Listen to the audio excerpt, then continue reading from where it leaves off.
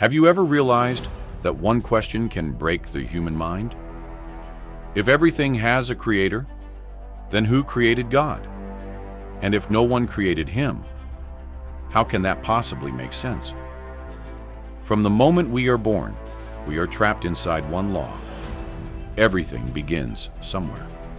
Every river has a source. Every star has a birth. Every life has a first breath. So when we look at the universe, our minds automatically search for the beginning behind every beginning. And that is where the greatest mystery begins. Because the Bible presents God as completely different from everything else we know. Genesis opens with the words, "In the beginning, God created the heavens and the earth." Notice what it does not say. It does not say, God began in the beginning. It says when the beginning started, God was already there. That changes everything, because beginning is the birth of time itself. Before creation, there was no clock, no past, no future, no sequence of moments passing by. Time is not eternal. It is part of creation. And if time itself was created, then God cannot be inside it. Imagine an author writing a book. The characters inside the story live page by page, line by line, bound by the timeline of the plot. But the author exists outside the book. He is not trapped inside chapter 1 or chapter 10. In the same way, God is not trapped inside time. He stands outside it as its creator. This is why the question, "Who was before God?" contains a hidden mistake. The word "before" only makes sense if time already exists. But if God exists beyond time, then there is no before him. Psalm 90, verse 2 declares, "Before the mountains were born." From everlasting to everlasting, you are God. This profound truth reveals that God exists outside of time and creation. He is the unchanging constant, the eternal sovereign Lord. From everlasting to everlasting, you are God.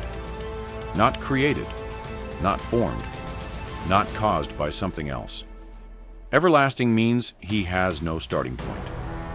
This is one of the deepest truths in the Bible. Everything in existence depends on something else for its existence, except God. He alone is self-existent. This idea also echoes that the Creator is eternal, without beginning, without origin, dependent on nothing. The one who made all things cannot himself be made. So if you traveled backward beyond every star, beyond every galaxy, beyond the first flash of creation itself, you would never reach a moment when God began, because there was never such a moment. And that is what makes God unlike anything else in existence. Everything else has a cause. God is the uncaused cause. Everything else had a beginning. God is the one before beginnings existed. So who was before God? According to the Bible, no one. Because there is no before the one who created time itself. He is not part of history. He is the author of history. And perhaps the most breathtaking truth of all, the reason your mind cannot fully grasp eternity is because eternity was never meant to fit inside time-bound minds. The Bible teaches that nothing and no one came before God, because God is eternal and uncreated.